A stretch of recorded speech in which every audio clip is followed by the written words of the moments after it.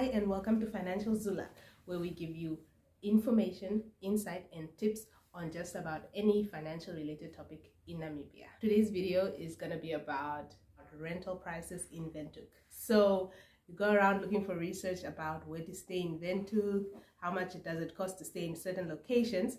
So this video is about to answer most, if not all, those questions. So we've collected 10 locations and we have just found an average price for a 1-bedroom and a 2-bedroom in those locations, and then we are just going to give you those tips and that information right now.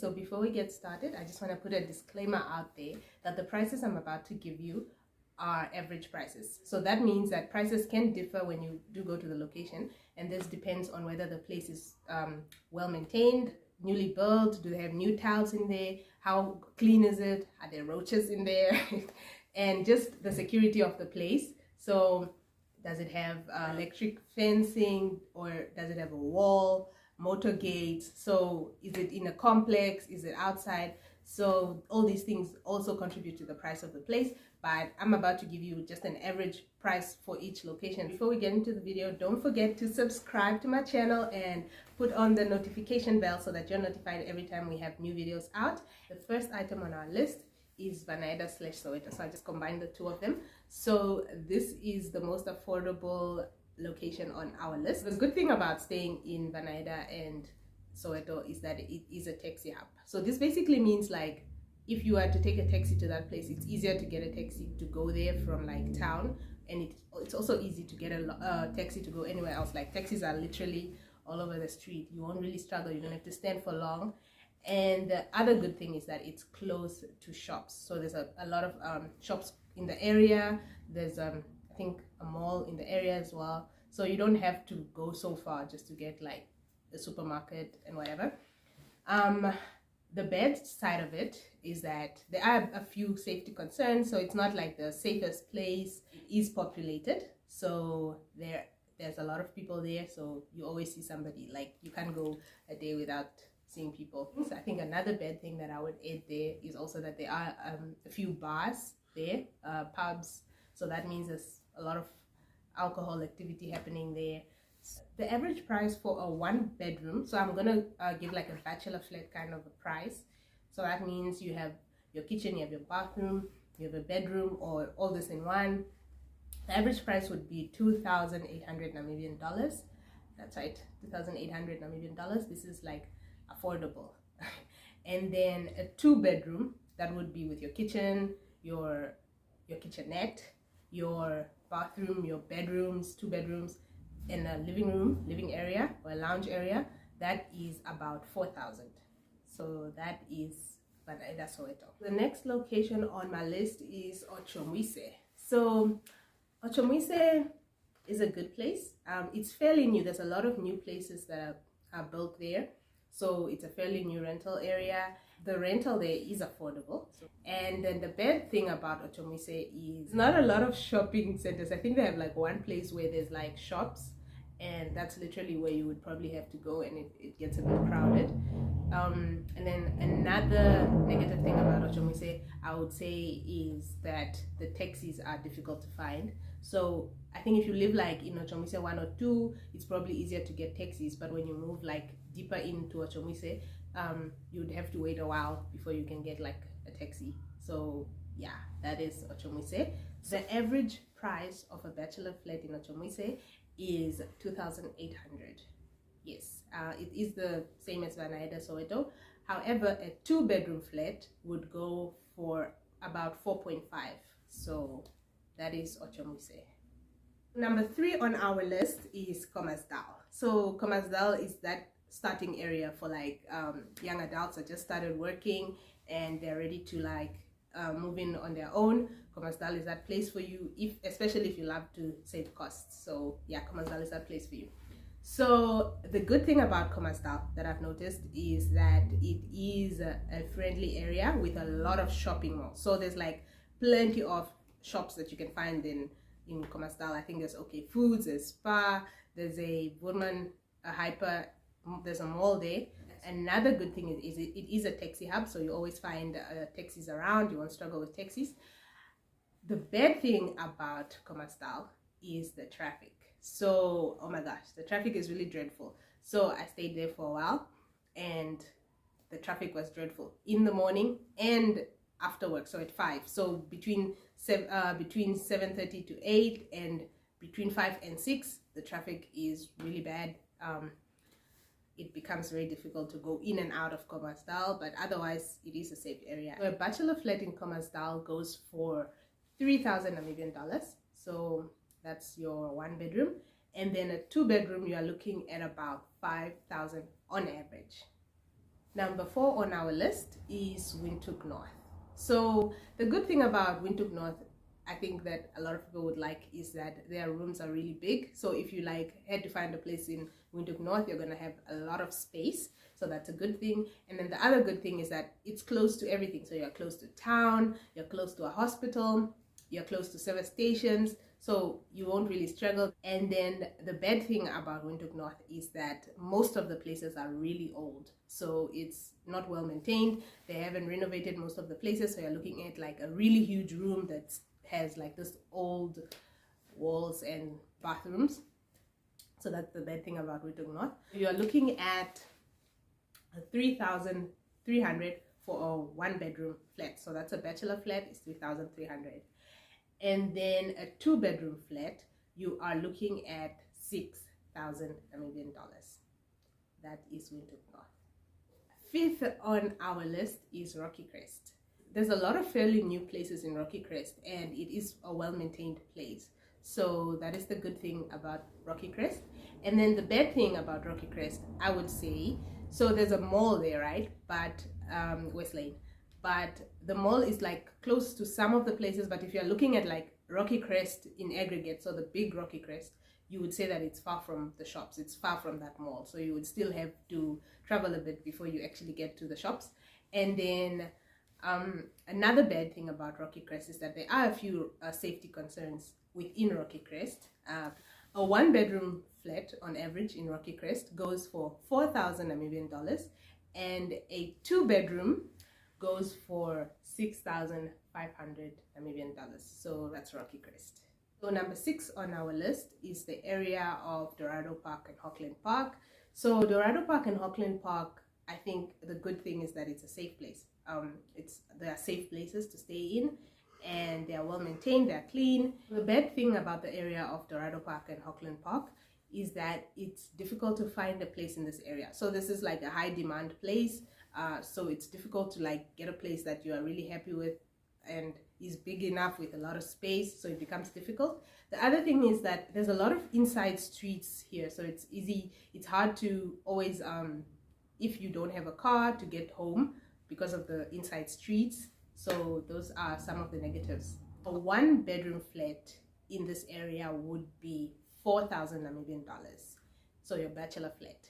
And then a 2 bedroom goes for about 6,500 Namibian dollars on average. Okay, so number 7 on our list is the famous Klein Windhoek. So Klein Windhoek is like this place that people think is like the most amazing, and people love to live there. I think it's because there's a mall there, so the Grove is there, and like it's got all the shops, a variety of shops. You have your supermarkets, you have your clothing shops, you have your restaurants. So that is the place. I mean, it's also close to a hospital, so Lady Pohamba private hospital is there, so it's a good place to stay at.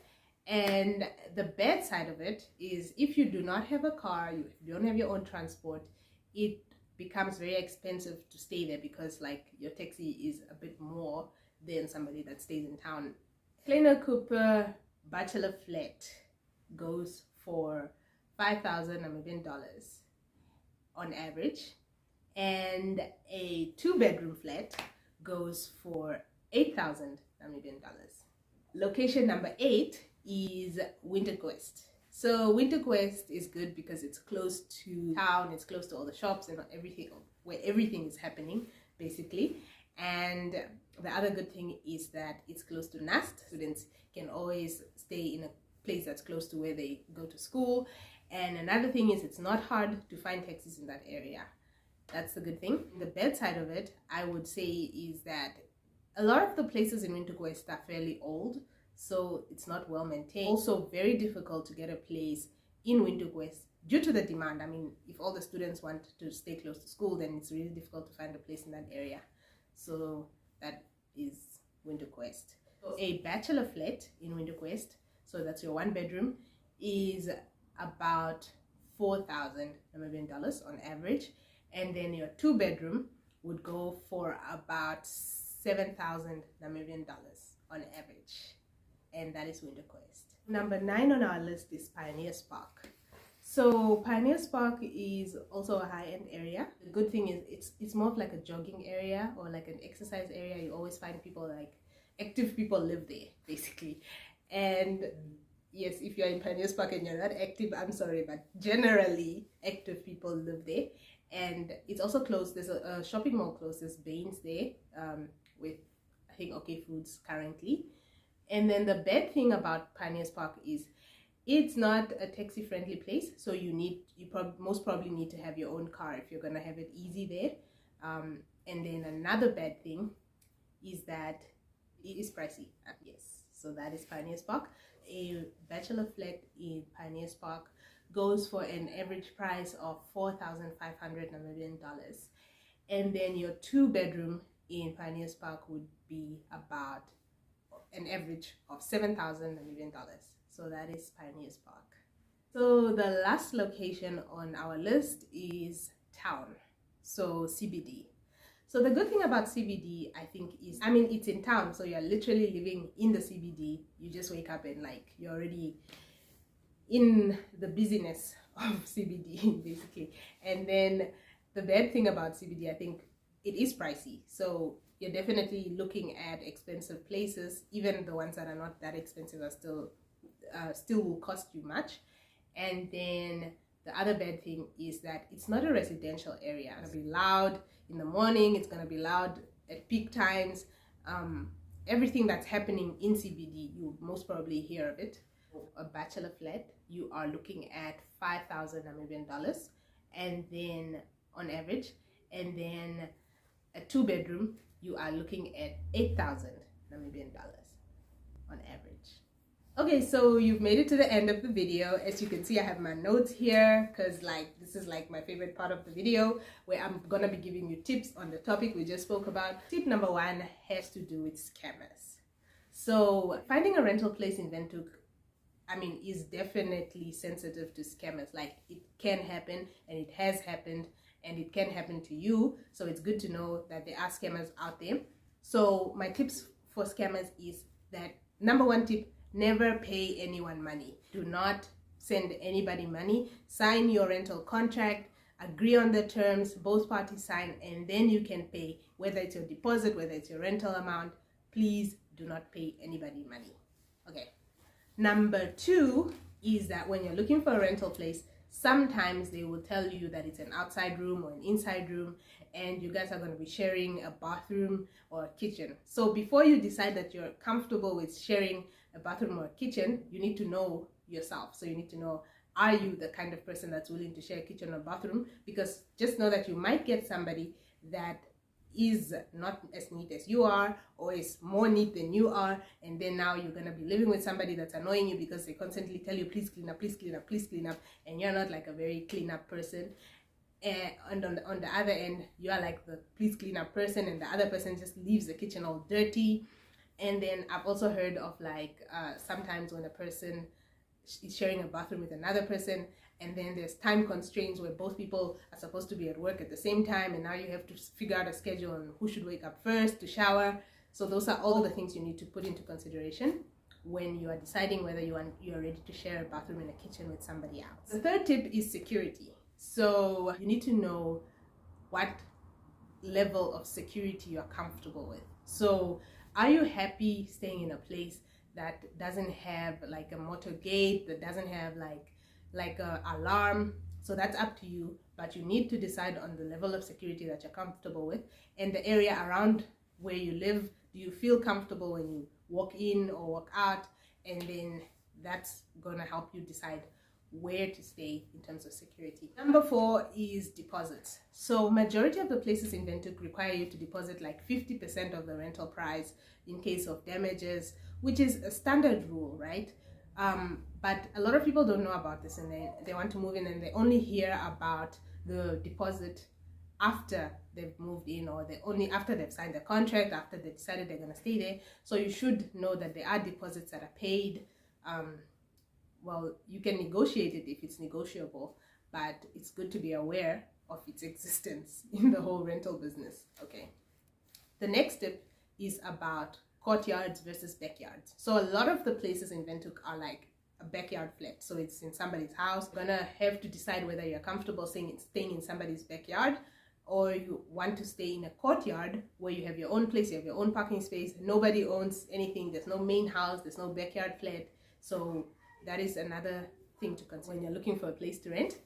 And on top of that, the next tip is about inside versus outside rooms. So some people rent out like a house and then they say room available for rent. So that would mostly mean that it's a room inside a house, and then you get that room and then you still share the rest of the house with everybody else. So you should know whether you're looking for an inside room or an outside room where you get to stay in your own space. Another important tip is, I've said this a lot in the video, is a taxi versus a car. So you need to know when you're choosing a location whether you have a car.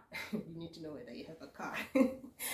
But if you do have a car, then I think like it's easier to get into a location where the streets are like deep, and then you don't need to struggle to get to your home because you have a car, versus when you have a taxi where you need to stay probably closer to a main road so that it's safer for you to walk from the taxi rank or wherever the taxi drops you to your house. So you need to look at that when you're looking for a place. How far is it from the nearest available transport? The next tip is access to supermarkets. So wherever you stay, you need to figure out how far are you from a shop. Like how long would it take you to go to a shop and buy something quickly, which would be affordable, versus maybe if you have like a tuck shop in the area where you pay a bit more, but then I mean it's convenience, so that's probably why you're paying a bit more. So that's also what you need to look out for when you're looking for a place. Okay, so the last 2 tips are about to rent or not to rent, and when to start looking for a place. So to rent or not to rent goes out to all the people that have a house in Windhoek, maybe with their family. They stay with their family and they maybe just want to move out because they're like, I'm old and whatever. So this usually happens when like a person gets a job and then they're like, okay, I can afford to move out, and then they want to move out. Then you decide based on your comfortability staying at home whether you can afford it, because sometimes you might have a house but you're not happy there because maybe because you got a job now, everybody wants you to start paying for this, start paying for that, and it becomes too much, so you just want to move out. So you just need to think within yourself if it's the right choice and if it's the right time. So you need to decide like if it's time for you to move out then, because I'm all for saving money, so I would prefer you stay home unless you're not comfortable. Your mental health is important, so you definitely need to think about it first before you make the move. And when to start looking for a place. So I would say that if you're planning to move, then give yourself at least a 3-month looking time. This way, for 3 months, you're just looking for a place, you're looking at the prices, you're looking at the location, you're taking all the tips I've given you into consideration, and then you are deciding whether what you are getting is worth it, whether you like it, whether you're gonna be happy. The 3-month time just gives you time to decide where you're not in a rush. I mean, if you are required to move like next week and you start looking for a place within that week, you are most probably gonna end up with a place you're not happy with. So you need to look for a place in advance so that you get the best place that fits all your descriptions perfectly, because it most probably exists. You just need to take the time to find it. Thank you so much for watching, and we'll see you in the next video.